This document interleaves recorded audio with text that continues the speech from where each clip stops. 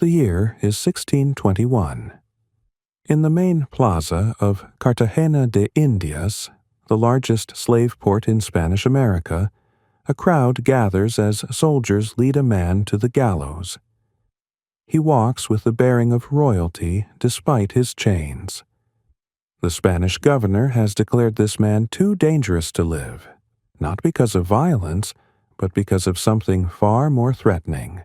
The people love him. His name is Benkos Biohó, and 22 years ago he did something that would change the Americas forever. Cartagena de Indias in the late 1500s was the beating heart of Spain's empire in South America. More than 1.1 million enslaved Africans would pass through this Caribbean port over 3 centuries, making it the single largest entry point for the slave trade in all of Spanish America. The Spanish crown had perfected what the governor of Cartagena province during the 16th century called their most profitable business, the systematic trafficking of African souls. Every year, ships from Portugal arrived laden with human cargo captured along the coasts of West Africa, particularly from the regions we now know as Guinea-Bissau, Angola, and the Congo. The business model was ruthlessly efficient. Ships would anchor in Cartagena's deep, protected bay, and enslaved Africans would be unloaded and inspected like livestock. Buyers descended on the city from as far away as Lima in Peru. Most of the captives stayed in New Granada, the Spanish territory that would later become Colombia. The lucky ones, if such a word can be used, became domestic servants in the homes of Cartagena's elite.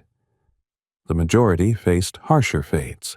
They were put to work building the massive stone fortifications that still stand in Cartagena today, or they were sent to labor in mines in the interior, or they were loaded onto boats and transported up the Magdalena River to work on haciendas and plantations in the highlands. It was this last group that included a young man from Guinea-Bissau, captured from the Bisagos Islands or the nearby Mandinka kingdom of Caiabu. Portuguese slave trader Pedro Gomes Reynel seized him, likely in a raid during the late 1580s or early 1590s. Like thousands of others from the Senegambia region, he was sold to businessman Juan Palacios, then transported across the Atlantic in conditions that killed roughly 15% of captives before they even reached the Americas. In 1596, he was sold again in Cartagena to a Spaniard named Alonso del Campo. The Spanish gave him a Christian name, Domingo, but he carried another name from his homeland, Benkos Biohó. We know remarkably little about Biohó's early life in Africa. He came from the Mandinka people, descendants of the great Mali Empire that had flourished in West Africa from the 13th through 16th centuries. Some accounts describe him as coming from a royal family, possibly a prince or high-ranking noble. This wasn't impossible. The Mandinka had a stratified society with elite warrior classes called the Nyancho, and Portuguese slavers often captured nobility during raids or warfare. The kingdom of Caiabu, where he likely originated, was a powerful federation of kingdoms, known for its skilled cavalry and warriors. These men were trained in leadership, military strategy, and governance, skills that would prove invaluable in the swamps and mountains south of Cartagena. What we know for certain begins with his first escape attempt. Biohó was assigned to work as a rower on the Magdalena River, the main artery connecting Cartagena to Colombia's interior. For 3 centuries, from the early 1500s until well into the 20th century, this 930-mile river was the only practical means of moving cargo and passengers between the coast and the highlands. The Spanish used enslaved Africans for the back-breaking work of rowing boats against the current, navigating rapids and avoiding sandbars. It was brutal labor in oppressive heat, but it gave Biohó something valuable: knowledge of the region's geography and waterways. His first chance at freedom came when his transport boat sank in the Magdalena River. Whether through accident or sabotage, the vessel went down, and in the chaos, Biohó managed to escape into the surrounding terrain. Spanish authorities recaptured him, a testament to the extensive networks of slave catchers and bounty hunters that operated throughout the colony. Most enslaved people who attempted escape were caught within days. The punishment for running away was severe: whipping, branding, or in some cases, amputation of limbs to serve as a warning to others. But Biohó was not deterred. In 1599, 3 years after his arrival in Cartagena, he made his move. This time, he didn't go alone. Historical accounts vary on the exact number, but sources indicate he escaped with his wife and approximately 30 others, including both men and women. Some reports say 10 people, others mention 22 from Juan de Palacios's holdings, and still others suggest as many as 30 total. What's clear is that this was a coordinated action, not the impulsive flight of a desperate individual. The group headed southeast from Cartagena into the marshy lowlands and dense forests of the Monte de Maria region. This area, roughly 50 to 60 miles from the city, was largely uncolonized by the Spanish. The terrain was unforgiving: thick jungle, swamps infested with mosquitoes and caimans, oppressive humidity, and terrain that made pursuit extremely difficult. For the Spanish, who preferred the cooler highlands and were poorly adapted to tropical conditions, these lowlands were nearly impenetrable. For escaped Africans, particularly those from similar climates in West Africa, the environment was challenging but survivable. The escaped group made their way to an area near the Matuna swamps and established what became known as the Palenque de Matuna. The word palenque comes from the Spanish term for palisade, or wooden fence, describing the fortified settlements that Maroons, or cimarrones as they were called in Spanish, built to defend themselves. These weren't random encampments. They were organized communities with defensive structures, designated living areas, agricultural plots, and strategic positions on high ground that allowed lookouts to spot approaching Spanish troops. Biohó proved to be more than just a successful escape artist. He emerged as a leader with remarkable organizational and military skills. Within months, the Palenque de Matuna had grown into a formidable settlement. Biohó organized the community with military discipline. He established lookout posts on strategic hills that still bear names connected to the Maroon communities: Sinceren, Mahates, Gambot. These positions allowed his fighters to see Spanish forces approaching from miles away.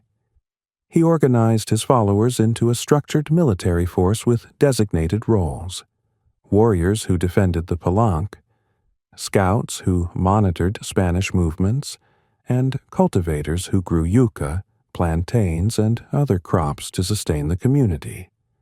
But Biohó's genius extended beyond military matters. He created what colonial documents describe as an intelligence network that reached back into Cartagena itself. This network used runners and coded messages to communicate with enslaved people still in the city and on surrounding haciendas. The system served multiple purposes. It gathered information about Spanish military plans. It facilitated more escapes by providing routes and timing, and it established trading relationships. Archaeological and historical evidence suggests that palenques, like Biohó's, didn't exist in complete isolation. They traded with some white settlements, existed in a legal gray area with a sort of de facto recognition of their sovereignty. even while officially remaining in illegal rebellion against Spanish authority. The network was sophisticated. Women who traveled between the city and countryside to sell produce would carry messages braided into their hair. This wasn't metaphorical. Historical accounts describe how escaped slaves used hairstyles as actual maps, with different braiding patterns indicating routes, safe houses, and landmarks that would guide fleeing captives to Palenque territories. The intelligence system also helped Biohó time his recruiting raids on nearby plantations. Spanish colonial records from the early 1600s are filled with panicked reports of slaves disappearing in groups, often dozens at a time, making their way to the mountains under the protection of Biohó's scouts. By 1602, the Spanish were deeply alarmed. Reports flooded King Philip III's desk describing African depredations on the local population. Colonial authorities vowed to destroy the Palenques and return survivors to slavery. But every military expedition they sent failed. Biohó's forces knew the terrain intimately. They used guerrilla tactics, ambushes, hit-and-run raids, strategic retreats into swamps where Spanish cavalry couldn't follow. When the Spanish sent 20 armed men under the command of Juan Gómez to attack the Palenque, Biohó's forces defeated them decisively, killing Gómez himself. This wasn't just a military victory. It was a powerful psychological blow to Spanish authority. Enslaved Africans had killed a Spanish commander and lived to tell about it. The defeats mounted. Spanish military expeditions in 1603, 1604, and 1605 all failed to dislodge the Maroons. The campaigns were expensive, depleting the colonial treasury. Soldiers died from disease, ambushes, or simply got lost in the unfamiliar terrain. Equipment was lost. And, perhaps worst of all from the Spanish perspective, each failed expedition emboldened other enslaved people. If Biohó could resist Spanish military might, why couldn't others? By 1605, Governor Gerónimo de Suazo y Casasola faced a crisis. The Palenques were growing stronger. More enslaved people were escaping. The local economy, dependent on slave labor, was suffering. Spanish settlers were afraid to venture into the countryside. The governor made a decision that was almost unprecedented in Spanish colonial history. He would negotiate with the rebels as equals. On July 18, 1605, Governor Suazo offered Biohó a peace treaty. The terms were extraordinary. The treaty recognized the autonomy of the Matuna Biohó Palenque. It accepted Biohó's right to enter Cartagena armed and dressed in Spanish fashion, which was a powerful symbolic statement. Spanish dress and bearing of arms were markers of free status, privileges denied to enslaved people. In exchange, the Palenque agreed to 3 conditions. They would stop receiving more runaway slaves, they would cease aiding escape attempts, and they would stop addressing Biohó as king. This last provision reveals something important. Biohó had styled himself as a monarch. He used the title King of Arcabuco, or in some documents, King Benkos. This wasn't mere pretension. In his homeland, he may well have been of royal lineage. More importantly, claiming kingship established his authority not just as a military leader, but as a legitimate sovereign. It was a direct challenge to Spanish claims of absolute authority over the territory and its people. The Spanish demanding he renounce the title shows how seriously they took this symbolic challenge. The peace held uneasily. The treaty was finalized in 1612 under the governorship of Diego Fernández de Velasco. For 7 years, there was an uneasy coexistence. Biohó came and went from Cartagena as a free man. Imagine the psychological impact. Enslaved Africans in the city watching a black man walk through the streets armed, dressed in fine Spanish clothing, treated with formal respect by Spanish officials. He was living proof that Spanish power had limits, that resistance could succeed, that freedom was possible.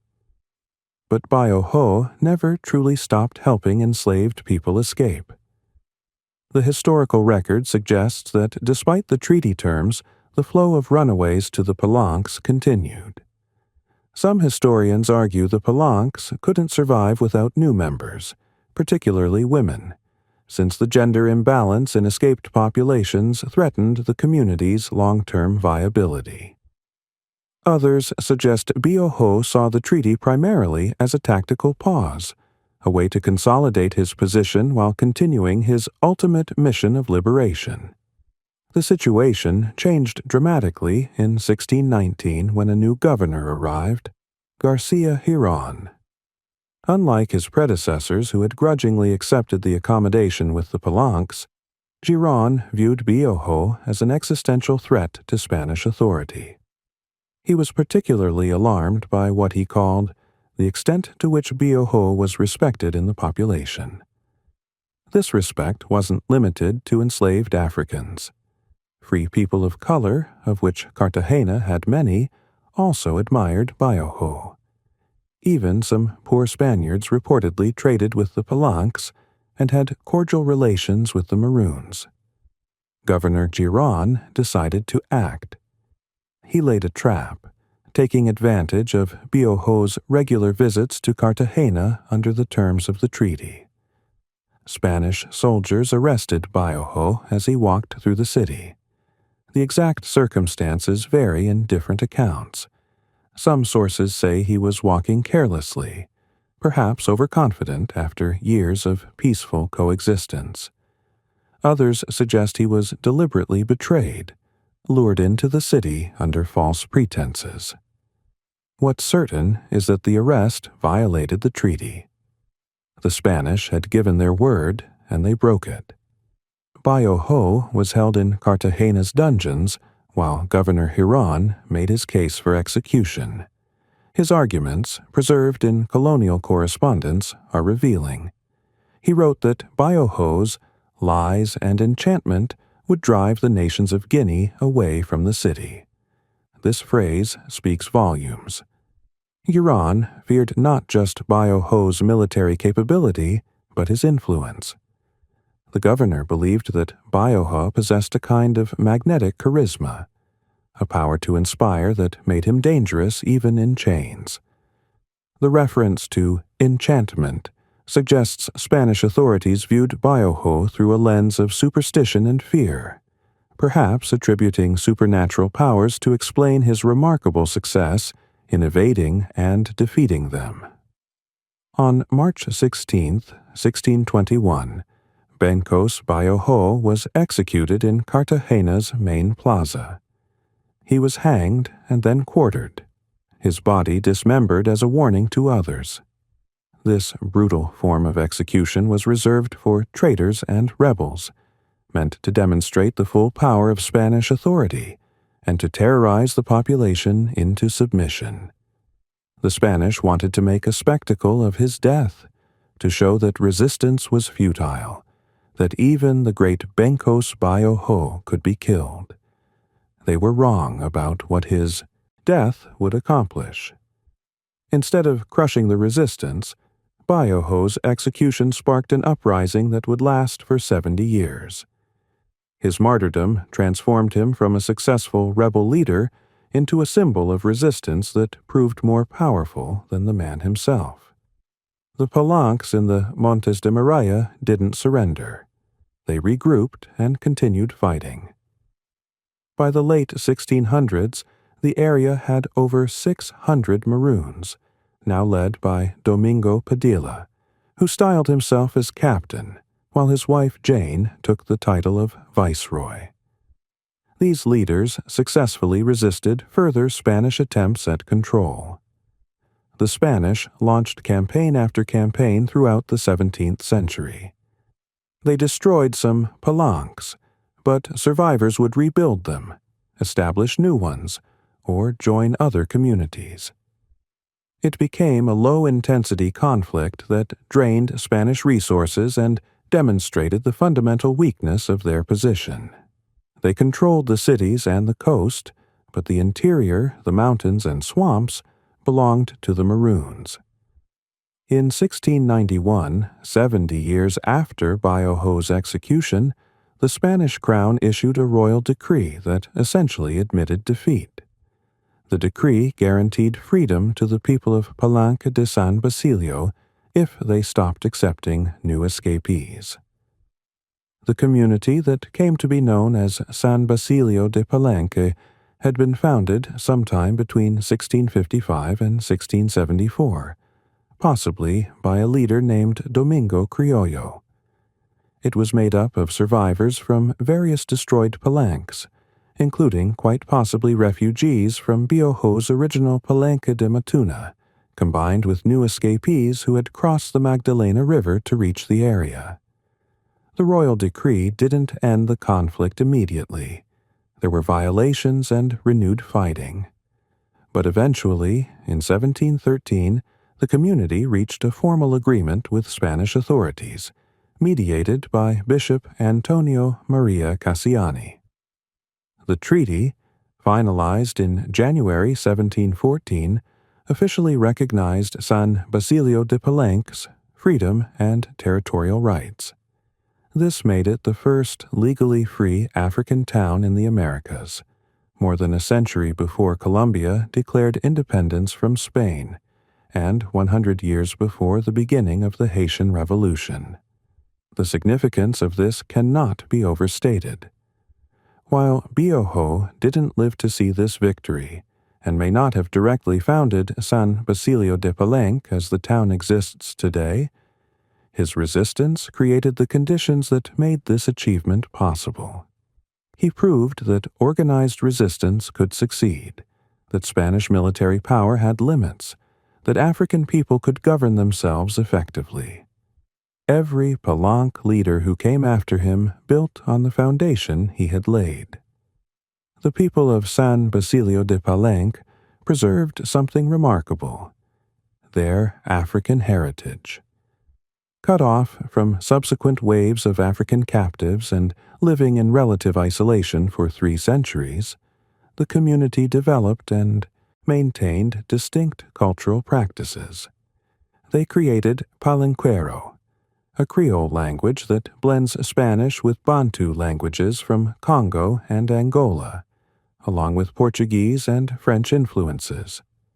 About 300 words of African origin have been identified in Palenquero, many believed to come from Kikongo. The language's grammar is fundamentally different from Spanish, making it unintelligible to Spanish speakers despite the Spanish-derived vocabulary. The community maintained social structures based on age group systems called Ma Quagro, which organized civic life and preserved values of solidarity and collective action.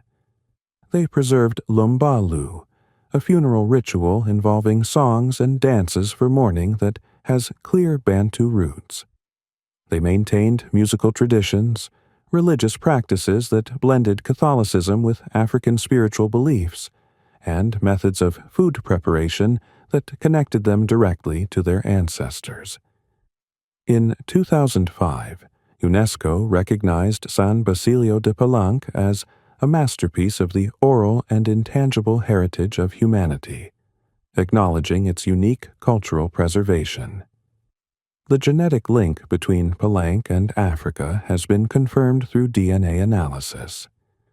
Studies published in 2016 by researchers including Nasser Ansari-Pour and Yves Monino found that the paternal ancestry of San Basilio de Palenque's population matches closely with populations from the Mayombe forest region of Congo, where Kiombe and other Kikongo dialects are still spoken. This genetic evidence supports the oral histories and linguistic analysis showing deep connections to Central African peoples. The legacy of Biohó's resistance extended far beyond one community. The Palenque model spread throughout Colombia's Caribbean region.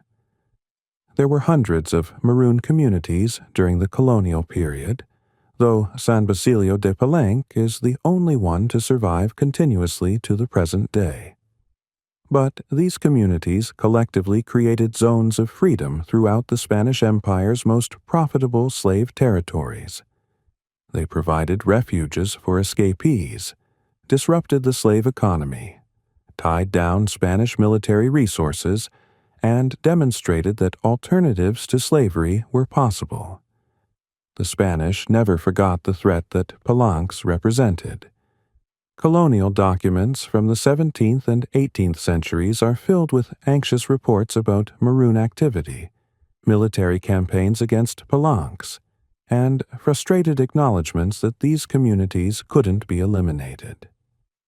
The very existence of free black towns in the heart of slave territory undermined the ideological foundations of slavery. If Africans could build successful communities, govern themselves, defend their territories, and prosper without white oversight, then the entire justification for enslavement collapsed. This threat became particularly acute during Colombia's wars of independence in the early 1800s. Spanish authorities feared that free black populations would support independence movements or, worse, launch their own rebellions inspired by Haiti's successful slave revolution of 1791 to 1804. These fears weren't unfounded. Many Afro-Colombians did support independence, and the specter of racial warfare haunted elite discussions throughout the period. Debates about potential race wars occurred in 1814, 1828, and 1831. The authorities' response was often repressive, silencing discussions of discrimination, imprisoning or murdering those who spoke about racism, and working to maintain racial hierarchies even after independence. Colombia abolished slavery in 1851, but the legacy of Biohó's resistance remained contentious. His execution, particularly the Spanish violation of their treaty obligations, contributed to what historians describe as a long-standing mistrust between Afro-Colombian communities and government authorities. This betrayal became a foundational story. The government's word could not be trusted. Treaties would be violated when convenient, and black communities needed to maintain their own institutions and solidarity to survive. Modern Colombia has slowly come to recognize Biohó's significance. Statues of him stand in both Cartagena and San Basilio de Palenque. The statue in Palenque's main plaza bears the date 1603, reflecting the community's oral tradition about its founding, though historians debate the precise chronology. In Cartagena, he's honored in museums and on historical tours that trace what UNESCO calls the route of the slave: resistance, freedom, and heritage. These tours include 18 sites connected to the slave trade and resistance, including the Plaza de los Coches, where enslaved Africans were sold, and various locations where palenqueros traded or fought for their freedom. Schools in Colombia now teach about Biohó as a national hero. His story appears in textbooks alongside other independence leaders. Annual celebrations in San Basilio de Palenque honor him not as a martyr, but as a liberator. His legacy influences Colombian music, literature, and education, encouraging greater recognition of African contributions to Colombian history and culture. The community of approximately 3,500 people in San Basilio de Palenque today sees itself as the heir to his struggle. Yet Biohó's story also raises uncomfortable questions that Colombia continues to grapple with. Despite his recognition as a hero, Cartagena has never had a black mayor, and few city council members identify as Afro-Colombian, despite the city's majority black population. Afro-Colombian communities throughout the country continue to face discrimination, poverty, and violence.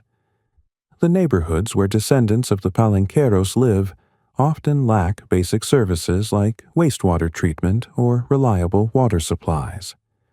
Electricity didn't reach San Basilio de Palenque until 1971, and only because boxing champion Antonio Cervantes, known as Kid Pambele, who was born in Palenque, used his fame and resources to pressure authorities. The systemic inequalities raise a fundamental question. What does it mean to honor Biohó's memory while perpetuating conditions of marginalization for his descendants? Is it enough to build statues and include his story in textbooks, or does true recognition require addressing the ongoing impacts of slavery and colonialism that continue to structure Colombian society? There's also the question of historical accuracy versus myth-making. Modern scholarship has complicated the traditional narrative of Biohó as the founder of San Basilio de Palenque. Wikipedia's article on Biohó notes that, while there is no direct relationship between him and the municipality of San Basilio de Palenque, contemporary literary culture has led to the belief that he is the founder of the town, though this is inaccurate. Historians point out that the community was more likely founded between 1655 and 1674, decades after Biohó's death, possibly by Domingo Criollo.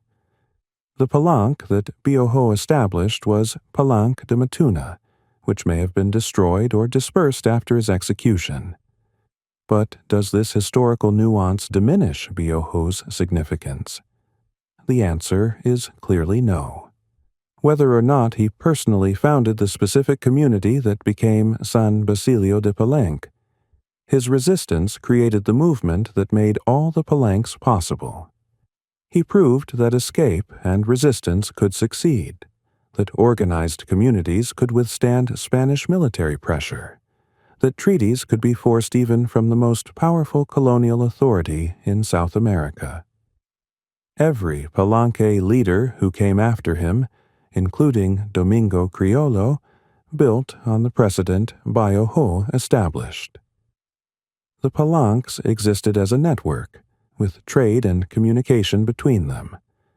Biohó was called the caudillo of these various communities, suggesting his influence extended beyond just his own settlement. The mythology surrounding Biohó serves an important function for Afro-Colombian communities. In a society that long marginalized African contributions to national history, that whitewashed heroes and minimized the horrors of slavery, that taught generations of Colombians to see African heritage as something to be downplayed rather than celebrated. Biohó stands as an undeniable figure of resistance and achievement. He cannot be erased or minimized. His military victories are documented in Spanish colonial records. His treaty with the governor is a matter of historical fact. His execution and the subsequent 70-year uprising are well established. He forced one of the most powerful empires in world history to negotiate with him as an equal and to recognize the autonomy of communities of escaped slaves. For young Afro-Colombians, particularly those in San Basilio de Palenque and other communities descended from Palenqueros, Biohó provides something essential: proof of resistance, agency, and achievement by their ancestors. He's evidence that their forebears were not passive victims, but active agents in their own liberation. The fact that Palenquero language exists, that Lumbalú funeral rites continue, that the community has maintained its identity for 4 centuries, all testifies to the success of the resistance that Biohó pioneered. The international recognition of Biohó's legacy has grown significantly. Scholars of Maroon societies cite the Colombian Palenques, and Biohó specifically, as crucial examples of slave resistance in the Americas. His story parallels other Maroon leaders, the Maroons of Jamaica's Blue Mountains, the Saramacca of Suriname, Zumbi of the Colombo dos Palmares in Brazil. But Biohó's achievement of forcing Spanish recognition of Palenque autonomy during his lifetime makes his story particularly significant. Unlike many Maroon leaders who were eventually defeated or whose communities were destroyed, Biohó successfully negotiated a peace that recognized his community's freedom, even if that peace was later betrayed. The betrayal itself has become part of the story's power. Biohó could have simply remained a successful rebel leader who eventually died in old age. Instead, his execution as a treaty violation transformed him into a martyr for a broader cause. It proved to subsequent generations that Spanish promises were worthless, that freedom had to be defended constantly, that the struggle for liberation required eternal vigilance. The 70-year uprising that followed his execution vindicated his resistance and ultimately achieved his goal: legal recognition of freedom for Palenque communities. In the 21st century, as movements for racial justice and recognition of Black contributions to history have gained momentum globally, Biohó's story resonates beyond Colombia. He represents a universal struggle against oppression and for human dignity. His tactical genius, his organizational skills, his charisma, his refusal to accept enslavement, his vision of building free communities, all of these make him a figure of international significance, not just national Colombian heritage. The physical spaces associated with Biohó have become sites of memory and education. The hills around the Montes de Maria that served as lookout posts still bear their names from the Palenque period. Visitors to San Basilio de Palenque can walk the same landscape where Maroons lived and fought. The main plaza, with its statue of Biohó, serves as a gathering place where the community continues to organize politically and culturally. The Church of San Basilio. The traditional houses with their characteristic architecture. The spaces where people gather to speak Palenquero and perform traditional music. All of these physical manifestations connect present-day residents to their history. Cartagena's historical district, a UNESCO World Heritage Site, has begun to incorporate the slave trade and resistance into its tourist narrative. For too long, the city presented itself purely through the lens of Spanish colonial architecture and pirate attacks, ignoring or minimizing the African majority that built the fortifications and created much of the city's wealth through their labor. The inclusion of Biohó and the Palenque story in Cartagena's identity represents a significant shift, though one that many argue doesn't go far enough in addressing contemporary racial inequalities. The question of reparations and restorative justice remains contentious. Some argue that true recognition of Biohó's legacy requires concrete actions: land rights for Palenque descendants, investment in Afro-Colombian communities, affirmative action programs, official apologies for slavery and its aftermath, and inclusion of Afro-Colombians in political leadership at all levels.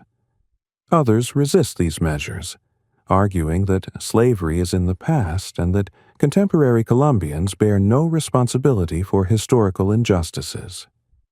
This debate continues, with Biohó's story often invoked by both sides, as proof of historical wrongs that require redress, or as evidence that Afro-Colombians have already achieved heroic status and recognition.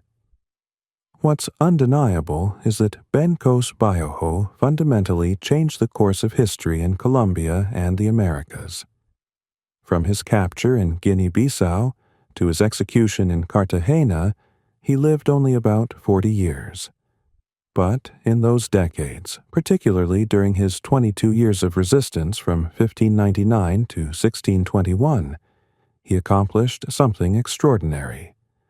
He built a movement that successfully challenged Spanish colonial power, established communities that endured for centuries, forced an empire to negotiate and recognize African sovereignty, and inspired generations of resistance that ultimately contributed to the abolition of slavery in Colombia. His story reminds us that history is made by individuals who refuse to accept injustice, who organize others around a vision of freedom, who use intelligence and strategy to overcome overwhelming power, and who inspire through their courage even in defeat. Biohó never saw the final victory of legal recognition for San Basilio de Palenque. He died on a Spanish gallows, his body quartered as a warning to others. But 70 years later, the Spanish crown issued a decree that essentially acknowledged what Biohó had proved in 1599, that Africans in the Americas could be free, that they could govern themselves, that no amount of military force could crush the human desire for liberty. When we walk through Cartagena today and see the massive stone walls that enslaved Africans built, when we visit San Basilio de Palenque and hear children speaking Palenquero, when we encounter the vibrant Afro-Colombian culture that exists throughout Colombia's Caribbean coast, we're seeing the living legacy of Benkos Biohó. He didn't just resist slavery for himself, he created a template for resistance that enabled thousands of others to achieve freedom. He didn't just escape, he built lasting institutions that preserved African heritage in the Americas for over 4 centuries. The final image of Biohó walking to the gallows with royal bearing, refusing to be diminished even in his last moments, captures something essential about his significance. The Spanish could kill the man, but they couldn't kill the idea he represented: that black people were not meant to be enslaved, that they possessed the intelligence and capability to govern themselves, that resistance was not only possible but could succeed, that freedom once tasted could never be completely extinguished. That idea spread from the Montes de Maria throughout Colombia, throughout Spanish America, throughout the enslaved world. It became part of the foundation for eventual abolition, for independence movements, for ongoing struggles for racial justice. Benkos Biohó lived in chains for only 3 years of his adult life. For 22 years, he lived as a free man, a king who built a kingdom from nothing but courage, strategy, and an unshakable belief in human dignity. The Spanish executed him for being too respected, too beloved, too effective at spreading his enchantment of freedom. In doing so, they made him immortal. 400 years later, his name still carries power. His story still inspires, and his legacy still challenges Colombia to live up to the promise of freedom that he died fighting for. That's not just history, that's victory.